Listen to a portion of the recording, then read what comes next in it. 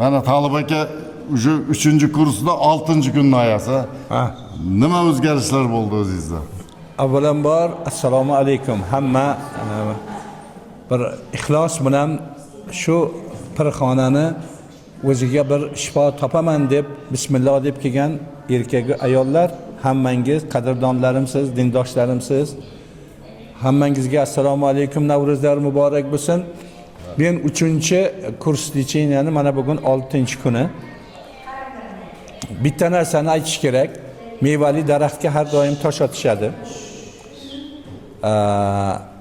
Endi xasta Xizr bil deydi. Men boya kelganda o Qozog'istondan, Tojikistondan kelgan opalar bilan uchrashib qoldim. Ravshanbek bilan gaplashib turishgan ekan.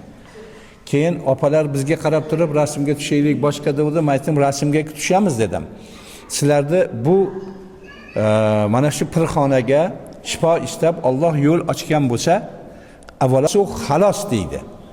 Ixlos qilmasang, xasta Xizr bilmasang, demak seni yerganing, yugurganing, seni atrofda haligi harakatlaringni natijasi ko'rsatkichi 0 bo'lib turaveradi. Shu uchun sizni boringizga shukr. Hammamizni mana shu dard chekayotganlarni bir mana shunday pirxonaga, bir shifoxonaga deymizmi, davo oladigan bir maskanga chorlaganingiz uchun qo'lingiz Luqmoni Hakimning qo'lidan bo'lsin. Men bir xalqni el tanigan san'atkori sifatida aytaman. Men hassaga tayanib keluvdim. Ko'rdingiz. Hassaga tayanib kelib mana hassalarni tashavordik. Hozir mana tazda hech qanaqa og'riq yo'q. Xudoligi. Avvalo og'riq bu yerda boshlandi ikki tomonda. Mana endi hozir ozgina og'riq tizzada bor va men uni aniq sezyapmanki, xuddiki mana shu dard bular haligi shifosini bergan sari sekin pastga qarab o'z-o'zidan chiqib ketadiganday va u chiqib ketishiga ham ishonaman. Men o'sha kelgan Qozog'istondan kelgan, Tojikistondan kelgan opalarga aytdim. Opalar, yaxshi niyat sizni olib keldimi? Avvalo ixlos qilaylik. Agarki ixlos qilmasak, foydasi yo'q. Mana hozir Ravshanbek aytayapti. Bittasi men 10 kun qatnadim, natija ko'rmadim debdi. Vaholanki deyapti, meni bitta kurs litseyim ham 7 kun bo'lsa, 3 kun qo'shnimikiga kelganmikin yana. Tan kelib chiqish kerak. Xudodan qo'rqib gapirish kerak. Sansirab gapirsam, buni to'g'ri qabul qilasizlar. Yoshimiz teng. Menga aytayapti, aka deydi, men keldim, davolandim. Mana hozir endi operatsiya qildirdim deydi. Men aytayapman, nimaga kelding? Nimaga kelding sen operatsiya qildirding? Faqat suyaklar, o'sha oyoq suyaklari qoladi-ku. Ertak to'qiyotgani yo'q-ku. Seni yuragingda demak qayerdadir bir boray, bir ko'ray, agar bo'lmaydigan bo'lsa, keyin operatsiyaga yotaman degan fikr bilan kelgan bo'lsang, shifo topmaysan azbaroyi Xudo.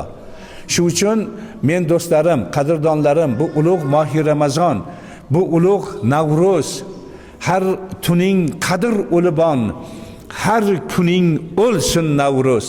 Bu oyda, bu muborak oyda yolg'on gapirishlik musulmon bandani ishi emas. Shifo topyapsanmi? Topyapman de. Mana millionlar qarab turibdi. Men mana ikkita tazda, bittasida 3-stepen dedi, bittasida 2-mi bir narsa dedi. Bu yoqda umuman og'riq yo'q. Men yana aytayapman shuni. Allohga shukr, mana tizzaga tushdi. Men shuni bilyapman. Agarki yana bir marta keladigan bo'lsam, bu ham shu tovondan chiqadi, ketadi, men darddan forig' bo'laman. Men aytdim, men ixlos qildim oshna dedim. Va men avvalo Alloh seni qo'lingdan shifo topib chiqib ketaman dedim. Ana shunday yaxshi niyat egalari biz. Chimkentdan keldim, Qozog'istondan. O'z Instagramdan ko'rib yurib, жаңағы aytib o'tir qo'y. Bargan jerim bер operatsiya deb operatsiya istetken жоқпын. Сөйтіп жаңағы ниет қылып келдік енді Құдай қаласа. Енді жақсы результат жақсы бар, Құдай қаласа. Болады ekan bez operatsiya. Болады ekan bez operatsiya. Болады ekan. Болады. Allohni o'zi saqlabdi. Operatsiya kerak emas. Amin, amin. Bo'ldi. Aka, oling ikki og'iz siz ham. Men ham Farg'ona viloyatidan kelganman. 3-kursni 6-muolajasini oldim 6-kunini. 4-5 daraja suyagingiz chirib ketibdi, operatsiya qilmasak iloji yo'q degan joydan qochib shu yoqqa keldim. Keyin davlat reabilitatsiya respublikasiga borib tekshiruvga borganimda 3-daraja tushibdi dedi. Tizzaniki gonartroz 2-darajaga tushibdi dedi. Bir kurs lecheniyadan keyingi bo'lgan voqea, keyin shoshdim u yoqdan chiqib yana bu yoqqa keldim. Dalcha davom ettirib sog'ayib chiqib ketish niyatida. Tizzalarim hozir bukilib zo'r bo'lib qolgan. Amin. Tizzalarda qiyinchilik yo'q. Bu yoqda og'riq yo'q quyumishlarda. Amin, amin. Xudo xolasa zo'r. Tabib emas, avvalo boshdan o'tgan tabib deydi-da. Oshna dedi, aka dedi, men seni muxlisingman dedi. Yaqin dedi 30 ming, 40 ming dollar pul sarf qildim dedi. Mana bu ulug' Mohi Ramazon kuni men og'zidan chiqqan gap aytyapman. Natija ko'rmadim dedi. Qayerlarga bormadim dedi. Bu Rossiya, bu yog'i Tibet, bu yog'i bir narsa, bu yog'i Hindiston, xullas kalom bormagan joyi qolmagan. Lekin dedi, mana shu yerga kelib dedi, men dedi bugun dedi mana 2 kilometr borib aptekadan dori olib keldim yurib dedi. Men yengilman dedi. Aytdingmi? Shunday.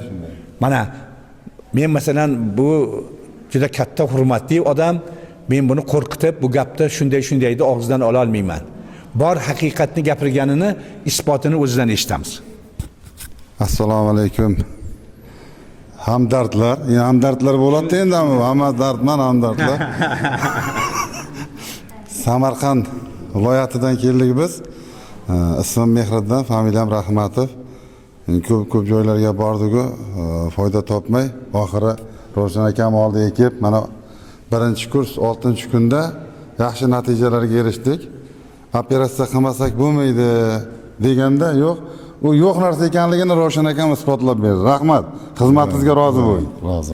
Yana bir haqiqatni aytaman, u ham shu yerda qolsin, sen chiqarib olasan, xo'pmi? Oshna deyapti. Men-ku bu ishni boshida turibman deyapti. Lekin meni ukam deyapti. Meni ukamni qo'lidagi deyapti, ilohiy nuri deyapti. Menikidan kuchli deyapti. Uni bu ichidagi fikrni men bilan baham ko'ryapti. Va men bugun shuni oshkor qilayotganimki, demakki bir uxlab turib bitta avlodga berib qolganlar g'aflatda qoldi emas. Avlodga Xudoning nazari tushar ekan. Ana avlodni davom ettirayotgan mana shu o'g'lonini ham men bugun aytmoqchiman. Akasi ana shunday katta ta'rifini keltirdi. Uncha joyda qo'li menikidan kerak bo'lsa ta'sirli, e'tiborli va o'sha shifosi menikidan kerak bo'lsa bir pog'ona ba'zi joyda bosib tushadi dedi. Bu ham mardlik. Men deb tursa ham hech kim hech narsa demaydi. Otasiga ming rahmat.